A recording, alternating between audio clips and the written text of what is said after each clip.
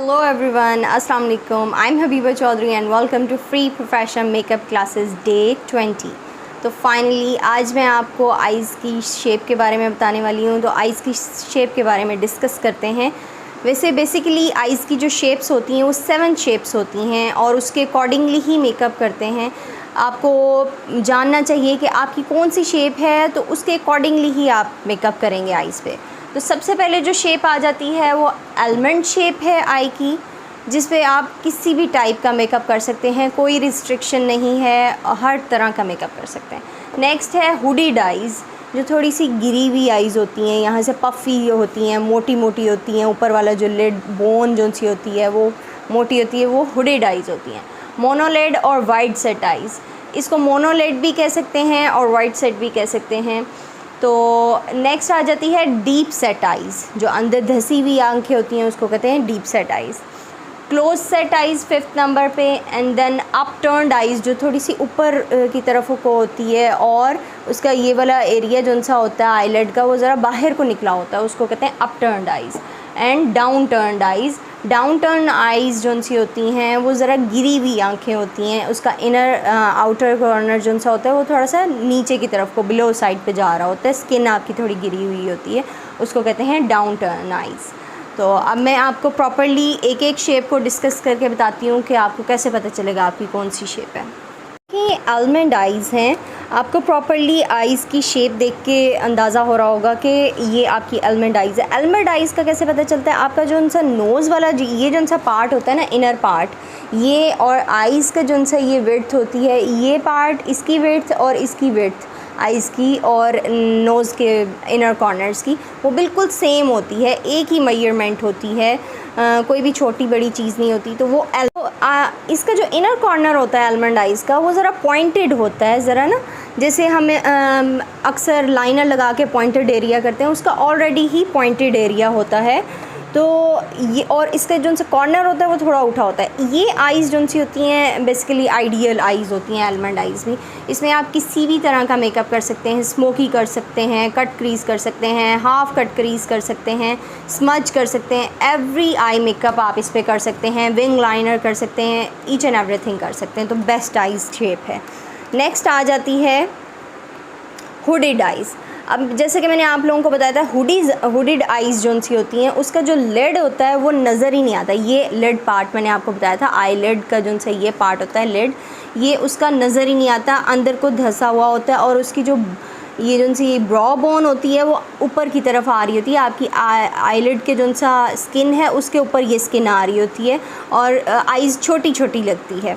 तो hooded eyes का जो सा लिड स्पेस है वो बहुत कम होता है, ना होने के बराबर होता है। तो उसको आपने किस तरह से करना है, और उसकी क्रीज़ भी नहीं होती, जैसे कि मैंने आप लोगों को बताया था आउटर वी के ऊपर क्रीज़ लाइन होती है जो हमने क्रिएट करनी होती है मेकअप करके, तो वो उसकी होती ही नहीं है, तो वो हमने आर्टिफिशियली ख़ुद से क्रिएट करनी होती है। एक तो क्रीज़ लाइन हुडेड एरिया की, एंड नेक्स्ट जो सा लिड एरिया जो सा होता है उसको हमने कैसे प्रोमिनेंट करना है। कोई भी आप शिमरी मेकअप या लाइट टोन्स की जो से शेड्स हैं वो अप्लाई करेंगे तो आपका ये पार्ट जो सा है लिड वो ज़रा प्रोमिनेंट होगा। और टीयर डक्ट जो सा होता है ये भी आपने प्रॉपर्ली प्रोमिनेंट करना है, क्योंकि ये भी उस यहाँ पे स्किन पफ़ी होती है, तो उसको भी आप टीयर डक्ट को प्रोमिनेंटेड करेंगे, हाईलाइट करेंगे किसी लाइटर शेड से, ये शिमरी शेड से, तो आपकी आँख थोड़ी खुली खुली दिखेगी, बड़ी बड़ी दिखेगी। एंड आप इस पर जो सी भी लैशेज़ लगाएंगे वो ज़रा नॉर्मल साइज़ की लगाएंगे, बहुत ज़्यादा थिक नहीं लगाएंगे, मीडियम या स्मॉल साइज़ की जो सी लैशेज़ हैं वो आप लगाएंगे तो आपकी आंखें थोड़ी बड़ी और खुली दिखेंगी और आपका ये पार्ट थोड़ा सा इन्हेंस लगेगा। मोनोलिड आइज़ का जो सा ये आउटर कॉर्नर होता है ये थोड़ा सा ना खिंचा हुआ होता है, ऊपर की तरफ होता है, एंड उसका जो इनर पार्ट होता है वो बड़ा होता है। आपकी आईलिड का जो सा पार्ट होता है ना, आइज़ का जो एरिया विड्थ होती है उससे ये पार्ट जो सा है बड़ा होता है, तो उसको आपने ज़रा छोटा और अंदर की तरफ को दिखाने के लिए आपने ये जो सा आपका लिड एरिया जो सा टीयर डक्ट एरिया है यहाँ से आपने मैट कलर्स अप्लाई करने हैं या डार्क शेड्स अप्लाई करने हैं। शिमरी अगर आप यहाँ पे भी कर देंगे या स्पार्कलिंग में कर देंगे या लाइटर शेड्स करेंगे तो आपकी ये और पीछे को जाती हुई आंखें नज़र आएंगी और खुला खुला सा ये और ज़्यादा हो जाएगा पार्ट, ये जो सा एरिया है। तो इसलिए आपने यहाँ पे मैट कलर्स अप्लाई करने हैं। बाकी आप काजल वगैरह लगा सकते हैं, ईच एंड एवरीथिंग लगा सकते हैं, एंड आप लैशेस भी नॉर्मल भी लगा सकते हैं, हैवी भी लगा सकते हैं इस आई में। नेक्स्ट आ जाता है deep set eyes. Deep set eyes जो सा होता है उसकी ये जो सा लिड एरिया होता है वो अंदर को धंसा हुआ होता है।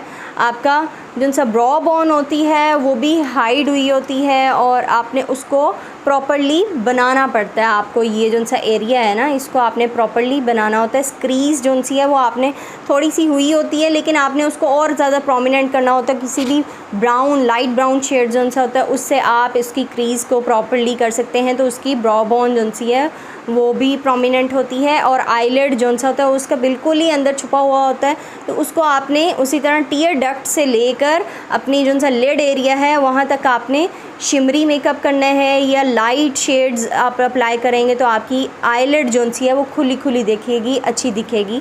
एंड आप इस पर वाइट काजल भी लगा सकते हैं और ब्लैक काजल भी लगा सकते हैं, कोई भी न्यूड काजल लगा सकते हैं, तो वो इस पर अच्छा लगता है डीप सेट आइज़ पे। नेक्स्ट आ जाती है close set eyes. Close set eyes जो सा होता है ना, इसका ये पॉइंट होता है जहाँ से आपको पता चलेगा कि आपकी क्लोज सेट आई है। नोज़ के जो सा इनर वाला ये जो सा पार्ट होता है वो ज़्यादा जुड़ा हुआ होता है, मींस कि आपकी आँखों का जो सा ये जो सा एरिया है ना, आंखें आपकी अंदर को आई होती हैं। ये पार्ट आपका स्मॉल होता है और आपकी आँखों वाला जो सा वाइड पार्ट होता है ये वाइड होता है, खुला हुआ होता है, ज़्यादा होता है, और आपका ये पार्ट छोटा होता है। तो आपने इसको ज़रा दूर करना है और बड़ी दिखाने है ये इस वाला स्पेस। तो आप यहाँ पे टीयर डक्ट एंड लिड पे एज़ यूजुअल जैसे मैंने आपको बताया था कि आप शिमरी आइज़ बनाएंगे या फिर आप कोई भी लाइटर शेड्स अप्लाई करेंगे अपने लिड टीयर डक्ट से लेके ईयर लिड तक आइज़ के। नेक्स्ट इसकी क्रीज़ जो सी है वो ऑलरेडी बनी होती है, आपने उसको शेडेड ही करना है।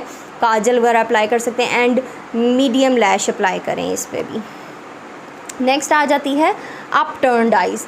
अप टर्न्ड आइज़ जो सी होती हैं वो आपकी ऊपर की तरफ को होती हैं, ज़रा उसका जो सा आउटर साइड जो सी होती है, आउटर कॉर्नर होता है वो आपका ऊपर की तरफ को जा रहा होता है, मींस के ऐसे ज़रा खिंची हुई होती है आँख, ऊपर की तरफ को होती है, मींस के बैलेंस नहीं होता ये और इनर एंड आउटर पार्ट वो थोड़ा सा ऊपर की तरफ को होता है। और आपकी आँख थोड़ी बाहर को निकली हुई होती है, जैसे मोटी मोटी आँखें होती हैं जिसको कहते हैं। तो जितनी भी मोटी मोटी आँखें हैं और बाहर को निकली, उस पर आपने बहुत ज़्यादा शिमरी मेकअप नहीं अप्लाई करना, आपने उस पर ज़रा मैट ब्राउन्स या स्मोकीज़ इस तरह का आप अप्लाई कर सकते हैं तो वो अच्छा लगेगा। एंड काजल भी आप नीचे नहीं अप्लाई करेंगे, उससे आपकी आँख और ज़्यादा बाहर निकली हुई और बड़ी दिखेगी जो कि ऑकवर्ड लगेगा। तो इसलिए आप इस पर मैट न्यूड शेड्स अप्लाई करेंगे अप टर्न्ड आइज़ पे तो वो अच्छे लगेंगे ज़्यादा।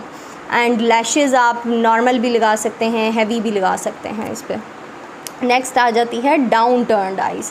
डाउन टर्न्ड आइज़ जो सी होती है उसका ये जो सा पार्ट होता है, आउटर साइड का जो सा पार्ट होता है वो ज़रा नीचे की तरफ को होता है, एंड लोअर जो सा ये इनर पार्ट होता है वो भी थोड़ा सा नीचे की तरफ को होता है।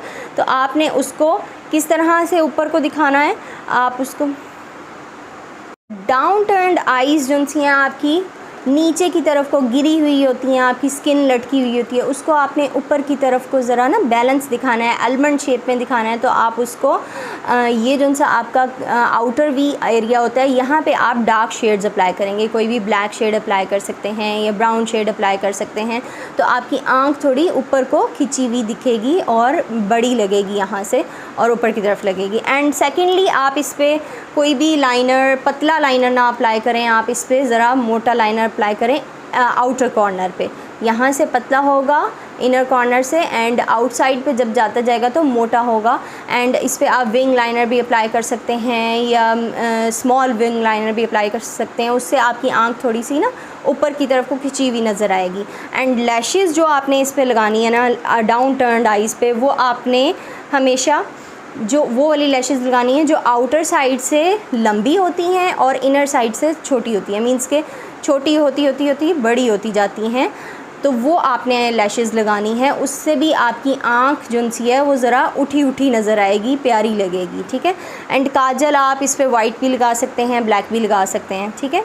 एंड सेकेंडली हुडेड आइज़ जो सी होती हैं, मैंने आपको एक चीज़ बताना भूल गई, हुडेड हो गई या क्लोज सेट आइज़ हो गई, उस पर आपने पतला लाइनर लगाना है। ख़ास तौर पे हुडेड एंड डीप सेट पे आप पतला लाइनर लगाएंगे। जब भी आप मोटा लाइनर आइज़ पे लगाते हैं तो आपका ये जो सा पफ़ी एरिया होता है वहाँ पे आपके लग जाता है, तो बहुत ऑकवर्ड लगता है।